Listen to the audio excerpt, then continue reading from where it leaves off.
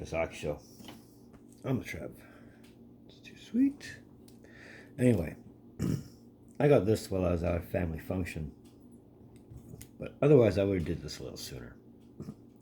Either way, we're here now, and we're continuing on with the Personnel Carousel, as I like to call it. Another head coach is on his way out the door. He's been relieved of his position. In this case, it's a mutually agreed to part ways. But after only 2 years, 2 seasons, almost 2 years to the date since he was hired, Gerard Gallant, one of last season's Jack Adams Award finalists, and the New York Rangers have agreed to part ways. So there's a head coaching vacancy on Broadway now. Let's talk about it.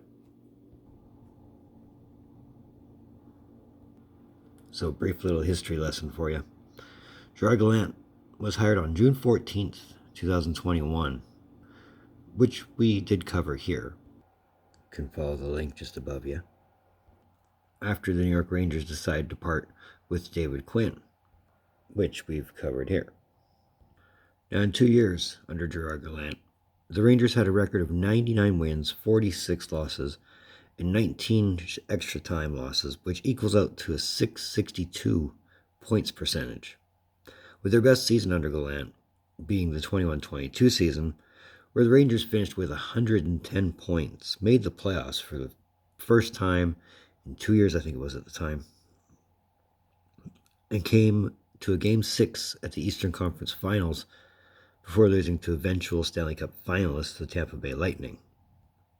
The same season also saw Gallant nominated for the Jack Adams Award, which he already has one of when he won it in 2018. Now here's the ironic part. Ironically, he becomes the third Jack Adams finalist from 2022 to be out of a job that he was in when he was nominated for the award. We've covered that here. Link there. But you think about it, Andrew Brunette was turfed out for Paul Maurice. Daryl Sutter was just recently let go. He won the award. And now Gerard Gallant is out of a job. So all the finalists for the 2022 Jack Adams Award are out. Irony.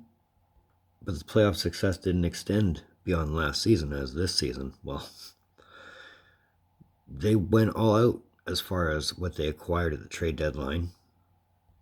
And even with a record of 47, 22, and 13, and holding a 3-1 series lead in the first 4 games against cross-state rivals, not the same state, cross-state, the New Jersey Devils, blowing that and losing in Game 7, with Game 7 being a 4-0 New Jersey win. Ouch. That's a hard pill to swallow. That's teams in 3-1 leads, let me tell you. I mean, the Rangers really did make some big moves at the trade deadline. To acquire the likes of Patrick Kane and Vladimir Tarasenko. Plus, there's Tyler Mote to go along with the offense they already had. Mostly in the likes of, Zibanejad and Panarin, who, oddly enough, Panarin was quiet the entire series. And in the likes of guys like Lafreniere and Kakko, who really haven't come to fruition, given the high of the picks they were and the hype they came in with. It's really tough to say if that's under Gallant or if that's just the players, but you kind of expected more out of one, if not both of them, right? Right. I mean, Lafreniere is a number 1 pick. Kakko's a number 2 pick. Come on. They should have at least picked up something a little more than just third line by now. Now, while no replacement has been named just as yet, rumors will persist as to possible candidates until a new coach is named. That's a given. It's an automatic, right? But one has to think, whoever is named next coach of the New York Rangers now has to know what the expectation is to coaching the Rangers. 100-point seasons, I think, is pretty much a given. Anything short of a conference final, unacceptable, right? I know ultimately the goal is the Stanley Cup, and I know coaches are hired to get fired. I get that, but at least now the Rangers are clearly defined what their expectations are, I would think. Now Gallant becomes the 6th coach this season to be out of their head coaching position, the 5th one at the end of the season. So the carousel does not stop, right? At least not to this point. Here's my thoughts on it. And that early disclaimer, this is just my opinion. You don't have to agree with me on this. I don't expect you to. Too soon. Too soon. I mean, apparently there was still one guaranteed year on the contract he signed with the club, plus the option for a 4th year. So, I mean, it's that guaranteed year that's going to hit the Rangers the hardest, I think. I mean, you're just coming out of a rebuild, right? So, the fact that you've made the conference finals last season is something. And I know you can't keep comparing last season to what you want for this season, but the push has to be made, right? And I mean, in an era where you can't blame the players, the cog has to go. I mean, you got 2 100-point plus seasons out of him as a head coach, which is a lot better than what his predecessor was doing. And it's a lot better than most experts, I'm sure, would have gave him credit for. But, I mean, really, 200-point plus seasons, 2 playoff spots. When did that become a bad thing?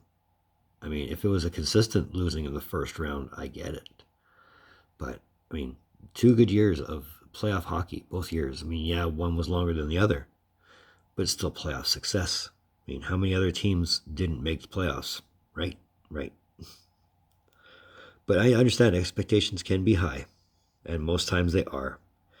Now, I know regular season success does not always guarantee playoff success, but again, when your star players don't show up and they decide they're gassed or just don't want to shoot, they pretty much put you in that spot, right? But at the same time, this won't be the last we see of Gerard Gallant. I mean, there's 5 other vacancies right now, and it's definitely very much a probable thing that he would still want to be a coach, and whoever he decides to go to next, or whoever hires him next, you got to think playoffs has to be coming with the package, right? I mean, last 3 teams he's coached, he's taken to the playoffs. One of them he's taken to a cup final. One he's taken to a conference final. So you won't get the same playoff success every year, but at least you make the playoffs. That should be something. But either way, Rangers decided, hey, time to pull the plug, go a new direction. So it'll be interesting to see what direction they go. But again, if rumors are to be believed, what kind of Rangers team are we going to see next season? That, I think, is the interesting question. So let me know your thoughts on the New York Rangers and Gerard Gallant mutually parting ways.